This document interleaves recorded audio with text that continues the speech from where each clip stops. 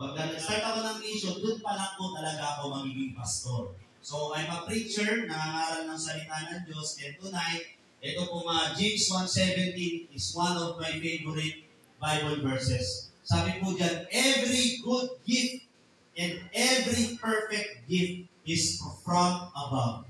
No? Take note the word po ng good and yung perfect. Kasi hindi lahat ng gift ay good gift. Tama? Hindi lahat ng gift ay perfect gift.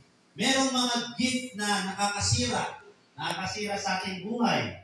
Di ba? Halimbawa ngayon, kahit sa mga bata na lang tayo mga magulang, we tend to give generously to our children. Pero yung gift kaya na binibigay natin sa kanila, is it a good gift? Is it a perfect gift?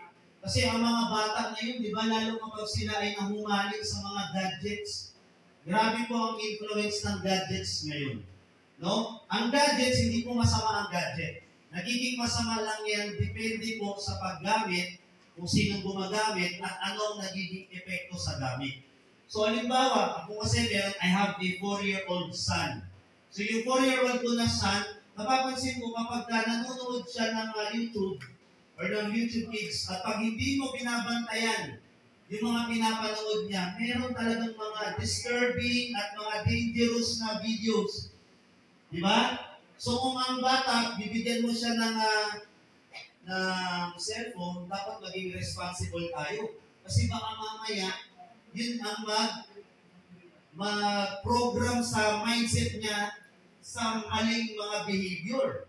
Tama? Kaya ako, talagang sinasanay ko yung anak ko na, bawal yung mga bawal yung mga bad movies, bawal yung mga bad videos. Binabantayan talaga namin kung ano yung mga lumalabas sa niya. So, yung mga bata kasi, alam niyo po ba ang mga bata ay wala yan silang ibang ginagawa kundi ina-absorb lang kung ano yung mga naririnig, kung ano yung mga napapanood, no? So, sa pagbibigay ng gift, dapat tayo, responsible din tayo. No? Halimbawa, meron kang kaibigan, especially sa mga kabataan, nagregalo ka ng big. Dito po sa atin sa Sinner Grace, hindi natin pinotolerate ang any kinds of vices. Bakit? Kasi we're health ambassadors Di ba? Pinopromote natin is kalusugan. So kung nagpo-promote tayo ng kalusugan at nag-tolerate tayo ng mga vices, magpo-contradict po siya sa prinsipyo natin bilang Sinner Grace distributor. Di ba? So tayo, mga magulang, mga nanay, mga tatay, mga adults bilang kaibigan, dapat nagiging responsible tayo sa pagbibigay din ng mga regalo. No? Is it a good gift or a bad gift? Pero sabi po dun sa Bible na binasa natin, sa Bible verse, every good and perfect gift is from above. Ibig sabihin po, galing sa langit, galing sa Diyos Ama. Lahat ng magaganda, lahat ng mabubuting regalo, lahat ng perfect, ibig sabihin po ng perfect dyan is yung kumpleto.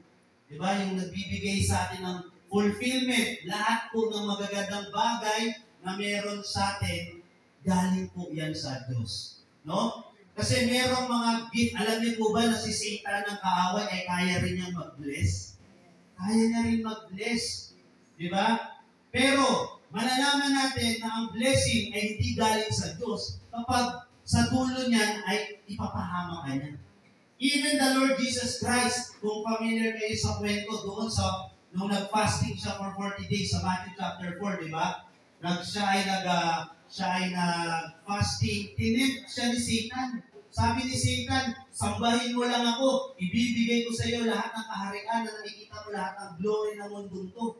Ganon po very deceiving at kamandaraya si Satan. Nagbibigay siya ng mga bagay na hindi naman sa kanya. Di ba? Hindi naman kanya yung mundo Pero inaalok niya sa Panginoong Jesucristo doon. Basta sasambahin lang daw siya. So, si Satan kaya niya po mag-bless materially and financially. Pero sabi po sa Proverbs, the blessings of the Lord, it maketh rich and addeth no sorrow with it. Ibig sabihin, pag ang Diyos ang nagpala sa atin, binless niya tayo, walang sorrow, walang kapighatian. Ibig sabihin po, hindi ka nakukonsensya, baka may naaapakan ka. Di ba? Minsan sa business natin, meron kang napapay in. Eh, yung napapay in mo, nakausap na pala